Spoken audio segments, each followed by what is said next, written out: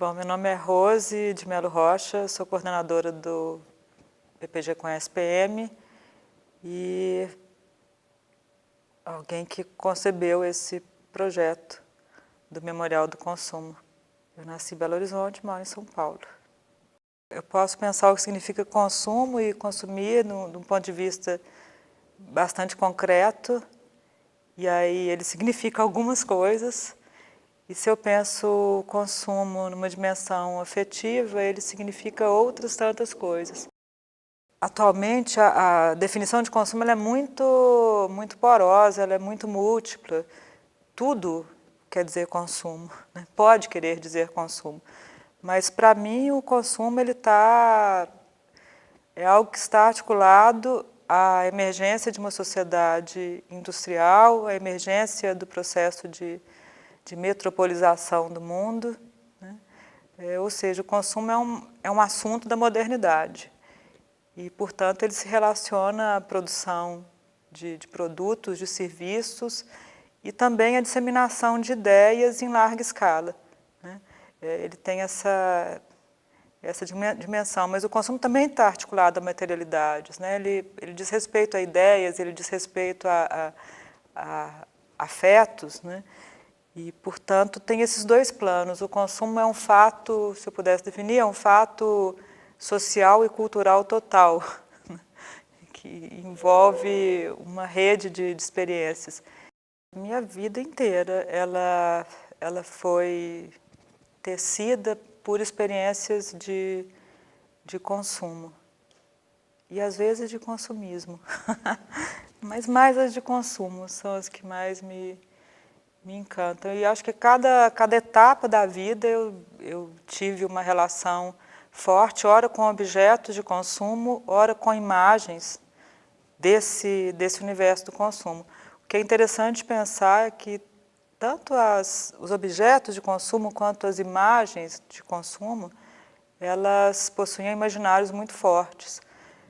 Talvez, de início, na minha infância, a gente era basicamente guiado pela possibilidade de consumir balas, chicletes, caramelos. Acho que essa era a grande sedução, né? E, como eu sempre falo, lá em Minas, de onde eu sou, existiam algumas balas muito queridas pelas crianças.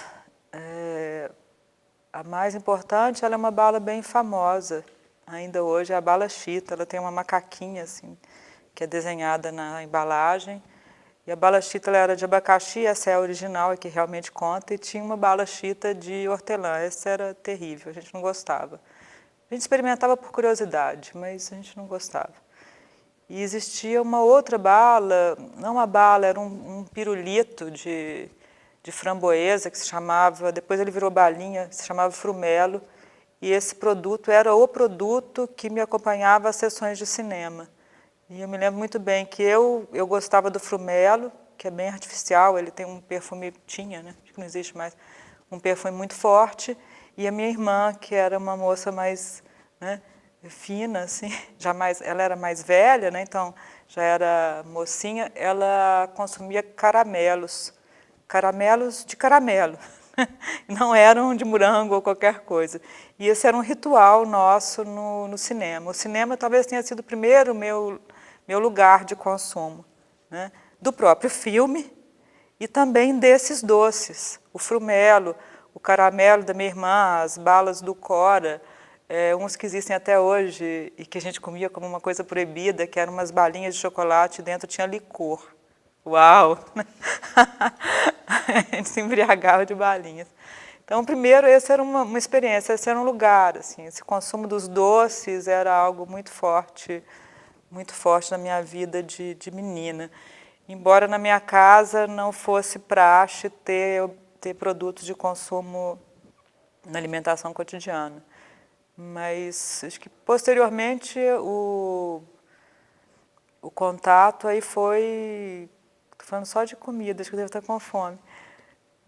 A gente tinha uma relação com as garrafas de refrigerante. Essa foi uma entrada da sociedade de consumo na minha casa mineira e tão estruturada em torno de uma culinária mineira. Eu me lembro de quando a Coca-Cola chegou, né? e eram garrafinhas de vidro, elas pareciam enormes, mas hoje em dia elas seriam muito pequenas, né? E aquilo era servido aos domingos, a gente podia... Aí, era um copo para cada filho. Depois meus pais foram ficando mais permissivos, e quando a gente saía domingo para almoçar fora, isso não existia até um tempo, e, então eles permitiam que a gente tomasse quantos refrigerantes quisesse. Aí era uma, né, era uma esbórnia, a gente tomava mais refrigerante do que comia. Então, era uma outra experiência ali bem comum. E uma outra experiência marcante de produtos e vivências de consumo, que veio quando eu tive meu primeiro carro, e era um Fusca branco, e eu desejava muito um Fusca branco. Eu tinha pavor a carros sofisticados ou que parecessem coisa de burguês, porque eu era bastante crítica da sociedade burguesa, mas eu queria um carro, né? Então, eu tive um Fusca. E esse Fusca branco me acompanhou até quando eu me mudei para São Paulo, e eu trouxe esse Fusca para cá. Esse foi um outro objeto muito importante assim, de consumo. O consumo musical, na época de adolescência, era muito forte também, né? Juventude e adolescência, as músicas, os discos, né? Os CDs, posteriormente, né? Mas de início eram discos, isso era muito, muito presente. E o cinema, que continuou sendo a grande referência. E no cinema eu me lembro de, já aqui em São Paulo, portanto já, né, uma moça morando fora da casa dos pais, e longe de Minas, eu vim para São Paulo. Eu fui ao cinema e me lembro de ver a época era uma campanha do cigarro que eu fumo até hoje. O meu cigarro, que eu fumo ainda hoje, que é o Free, e ele tinha uma campanha publicitária que passava no cinema ainda, naquele momento, podia passar, né?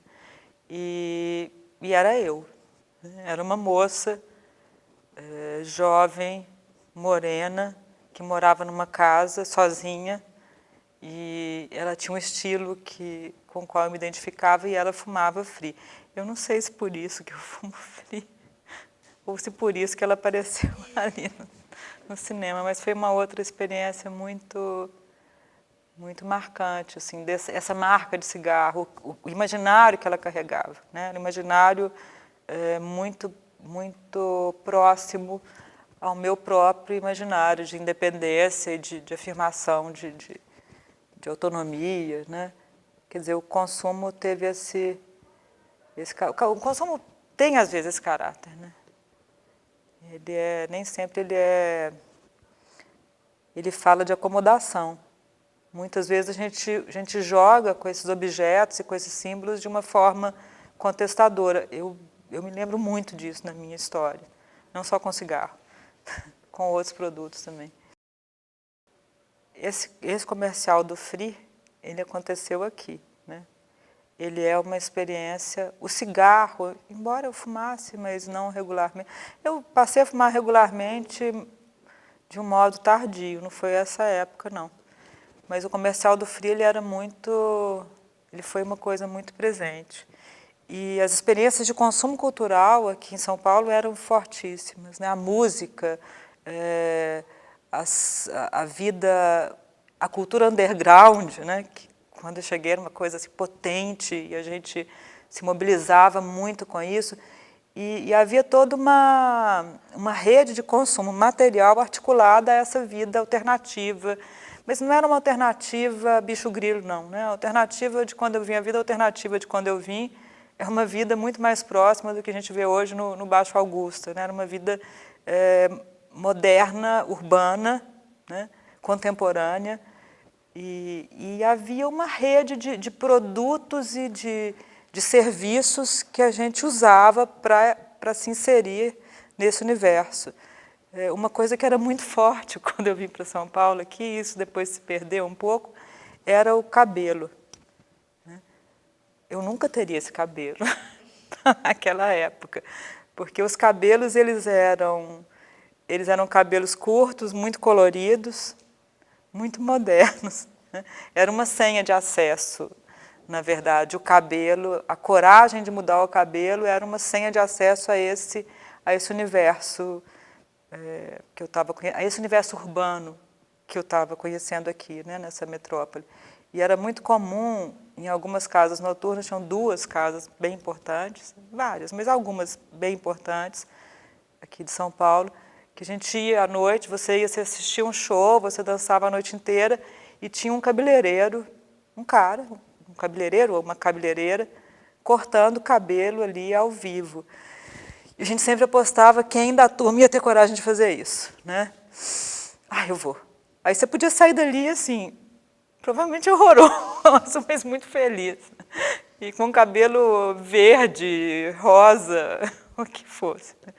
Essa coisa do cabelo era muito forte, essa experiência do cortar o cabelo para se inserir em um grupo. Num primeiro momento de São Paulo, a urbanidade significava bastante essa experiência do cortar o cabelo, frequentar alguns lugares, né, dançar determinadas músicas, talvez menos consumir determinados produtos, né, mas passava pelos brechós, que eram lugares de reaproveitamento de roupas. Eu era frequentadora de brechó, muito, né? E meus amigos também. Então, tinha uma certa ideologia que passava pelas coisas que a gente consumia e escutava e pensava. Essa é uma experiência forte do primeiro momento que eu veio para São Paulo.